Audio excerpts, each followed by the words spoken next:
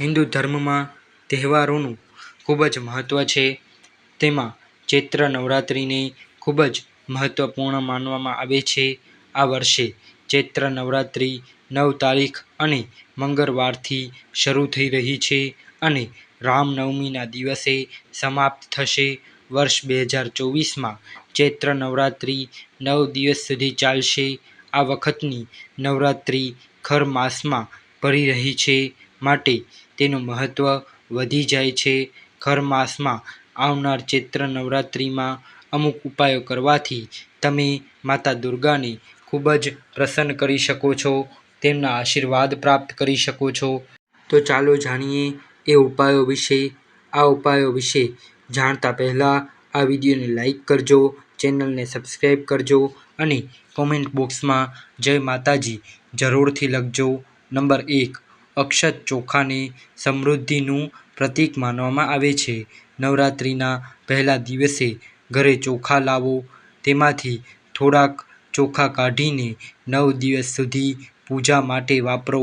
9 દિવસ પછી બાકીના વધેલા ચોખા જે ડબ્બામાં તમે દરરોજના ચોખા રાખો છો તેમાં મૂકી અને પૂજામાં વાપરેલા થોડાક ચોખા પીળા કપડામાં બાંધો અને તમારી તિજોરીમાં રાખો. આનાથી તમારા ઘરમાં માતાના હંમેશા આશીર્વાદ રહેશે અને ઘરમાં પૈસા અને અનાજની ક્યારેય કમી નહીં આવે. નંબર 2. સોના કે ચાંદીનો સિક્કો. ચૈત્ર નવરાત્રિ પહેલાં તમે મા દુર્ગાનો સોનાનો કે ચાંદીનો સિક્કો પણ ખરીદી શકો છો અને તેને ઘરે લાવી શકો છો. તેને માતા દુર્ગાનું શુભ પ્રતીક માનવામાં આવે છે. આ સિવાય ઘરમાં ધન અને સમૃદ્ધિ લાવવા માટે નવરાત્રિ દરમિયાન દેવી લક્ષ્મીનું ચિત્ર લાવવું જોઈએ, જેમાં તે કમર પર બિરાજમાન છે. આ સાથે તેમના હાથમાંથી પૈસાનો વરસાદ થઈ રહ્યો છે. આ સિવાય નવરાત્રિ દરમિયાન લાલ, પીળા અને ગુલાબી રંગની સાડી અથવા ચૂનરી ચોક્કસથી ખરીદી શકાય છે, કારણ કે આ તમામ રંગો શક્તિ અને સકારાત્મકતાના પ્રતીક માનવામાં આવે છે. એવું માનવામાં આવે છે કે નવરાત્રિની પૂજા દરમિયાન માતા દુર્ગાને લાલ, પીળી કે ગુલાબી ચૂનરી કે સાડી અર્પણ કરવાથી ખૂબ જ પ્રસન્ન થાય છે. આનાથી તમારી બધી મનોકામનાઓ પૂર્ણ થશે અને તમારા જીવનમાં ચાલી રહેલા તમામ પ્રકારના સંઘર્ષો દૂર થઈ જશે. નંબર 3. તુલસીનો છોડ. જો કે સનાતન ધર્મને અનુસરતા મોટા ભાગના ઘરોમાં તુલસીનો છોડ હોય જ છે. જો તમારા ઘરમાં તુલસીનો છોડ ન હોય તો નવરાત્રિ દરમિયાન તમારા ઘરમાં તુલસીનો છોડ લાવો અને તેની નિયમિત સંભાળ રાખો અને દરરોજ તુલસીના છોડમાં દીવો પ્રગટાવો. તેનાથી દેવી લક્ષ્મી પ્રસન્ન થાય છે અને તમારા ઘરમાં સમૃદ્ધિ આવે છે. નંબર 4. શંખપુષ્પી મૂળ. માતા રાનીને અતિ પ્રિય છે. તમે તેને નવરાત્રિના પહેલા જ દિવસે ઘરે લાવો અને પૂજા પર માતા રાનીને અર્પણ કરો. પૂજા કર્યા પછી તેને ચાંદીના ડબ્બામાં બંધ કરો અને તેને તે સ્થાન પર રાખો જ્યાં તમારા પૈસા રાખવામાં આવે છે. આનાથી તમારું ઘર હંમેશા ધનથી ભરેલું રહેશે. ઘરમાં ક્યારેય પૈસાની અછત નહીં આવે. આ સિવાય નવરાત્રિની પૂજા દરમિયાન ઘટ સ્થાપન પર જવ વાવવામાં આવે છે, જે ખૂબ જ શુભ માનવામાં આવે છે. હવેથી જવ ઘરમાં રાખો. ધાર્મિક માન્યતાઓ અનુસાર ઘટ સ્થાપનામાં જવ વાવવાથી ઘરમાં ધન અને અનાજની અછત નહીં આવે અને તેને સમૃદ્ધિ, સુખ અને પ્રગતિનું પ્રતીક માનવામાં આવે છે. એવું કહેવાય છે કે કલશની સ્થાપના દરમિયાન વાવેલા જવ ભવિષ્યની ઘટનાઓ વિશે જણાવે છે. નંબર 5. સિંહની પ્રતિમા. માતા રાની સિંહ પર સવારી કરે છે. તે હિંમત અને નિર્ભયતાનું પ્રતીક છે. ઘરની ઉત્તર દિશામાં સિંહની પ્રતિમા સ્થાપિત કરો. સંપત્તિ અને સમૃદ્ધિની સાથે બહાદુરીમાં પણ વધારો થશે.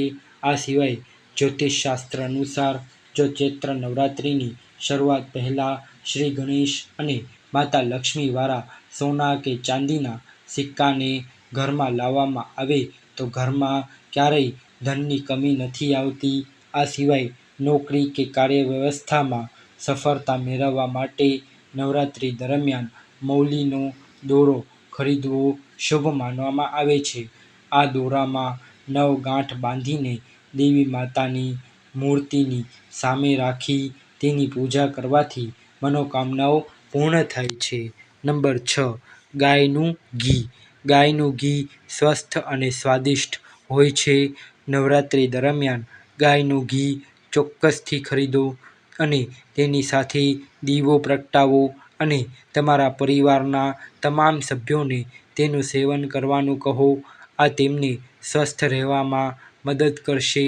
આ સિવાય ગોમતી ચક્રને ધન અને સમૃદ્ધિનું પ્રતીક માનવામાં આવે છે. આવી સ્થિતિમાં તમારે તેને નવરાત્રિ દરમિયાન ઘરે લાવીને માતા રાનીના પૂજા સ્થાન પર રાખવું જોઈએ. આવું કરવાથી દેવી લક્ષ્મીની કૃપાથી ધનની કમી નહીં આવે. નંબર 7. ધાતુની મૂર્તિ. ચૈત્ર નવરાત્રિ દરમિયાન તમારા ઈષ્ટદેવની મૂર્તિ ખરીદીને મંદિરમાં સ્થાપિત કરવાથી તમને તેમના અપાર આશીર્વાદ પ્રાપ્ત થશે. તમે તમારી ક્ષમતા મુજબ માટી, સોના, ચાંદી અને પિત્તળની મૂર્તિ ખરીદી શકો છો. જો તમારે ધાતુની મૂર્તિઓ ખરીદવી હોય તો નવરાત્રિ દરમિયાન અવશ્ય ખરીદો. આ સિવાય હિન્દુ ધર્મમાં તમામ શુભ અને માંગલિક કાર્યોમાં કલશનો ઉપયોગ કરવામાં આવે છે. નવરાત્રિની શરૂઆતમાં કલશની સ્થાપના કરવામાં આવે છે. ધાર્મિક માન્યતાઓ અનુસાર કલશને બ્રહ્માંડના પ્રતીક તરીકે સ્થાપિત કરવામાં આવે છે, જેની મધ્યમાં તમામ દેવી દેવતાઓ નિવાસ કરે છે.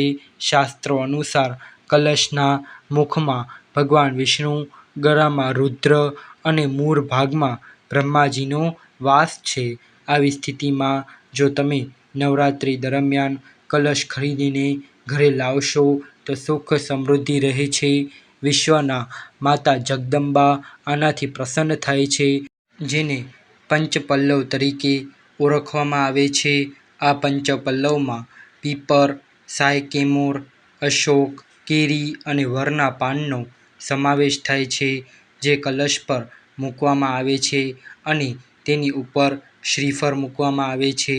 જો આ પાંદડા ઉપલબ્ધ ન હોય તો તમે આંબાના પાનનો ઉપયોગ કરી શકો છો. નંબર 8. શૃંગારનો સામાન. ચૈત્ર નવરાત્રિ દરમિયાન શૃંગારનો સામાન પણ અવશ્ય ખરીદવો જોઈએ. આનાથી માતા દુર્ગા પ્રસન્ન થાય છે અને સૌભાગ્યનો આશીર્વાદ આપે છે. શૃંગારની વસ્તુઓ તમારા સૌભાગ્યમાં વધારો કરે છે અને તમને સુંદર બનાવવામાં પણ મદદરૂપ થાય છે. એવું માનવામાં આવે છે કે જો મહિલાઓ આ સમય દરમિયાન મા દુર્ગાને શૃંગારની વસ્તુઓ અર્પણ કરે છે અને પછી તેનો ઉપયોગ કરે છે તો માતાના આશીર્વાદ તેમના પર અવશ્ય રહે છે. આ સિવાય તમે નવરાત્રિ દરમિયાન તમારા ઘરમાં લાલ રંગના ત્રિકોણાકાર ધ્વજ પણ લાવી શકો છો. તે ખૂબ જ શુભ અને પવિત્ર માનવામાં આવે છે. નવરાત્રિ દરમિયાન આ ધ્વજ માતાની સામે રાખવામાં આવે છે અને 9 દિવસ સુધી પૂજા કરવામાં આવે છે. ત્યારબાદ તેને મંદિરના ગુંબજ પર સ્થાપિત કરવામાં આવે છે. આવું કરવાથી પરિવારમાં સુખ સમૃદ્ધિ આવે છે. નંબર 9. શ્રી દુર્ગા યંત્ર. નવરાત્રિના પહેલા દિવસે જો તમે શ્રી દુર્ગા માતાનું યંત્ર ઘરમાં લાવો છો અને તેની ઘરમાં પૂજા સ્થાન પર વિધિવત રીતે સ્થાપિત કરો છો, આ યંત્રની નિયમિત પૂજા કરો છો, તેનાથી મા દુર્ગાના આશીર્વાદ પ્રાપ્ત થાય છે અને પરિવારની દરેક સમસ્યાઓ દૂર થાય છે. વિવિધ કાર્યોના માર્ગમાં આવતા અવરોધો દૂર થઈ જાય છે અને પરિવારના સભ્યોને અપાર સફળતા મળે છે. નંબર 10. માતા દુર્ગાને અર્પિત કરો મોગરો. માતા દુર્ગાને ચઢાવવામાં આવતા પુષ્પોની વાત કરવામાં આવે તો માતાજીને મોગરો અતિ પ્રિય છે. આ નવરાત્રિમાં તમે માતાજીને મોગરો અર્પિત કરીને તેમના આશીર્વાદ પ્રાપ્ત કરો અને તમારા જીવનમાં સુખ સમૃદ્ધિ આવશે.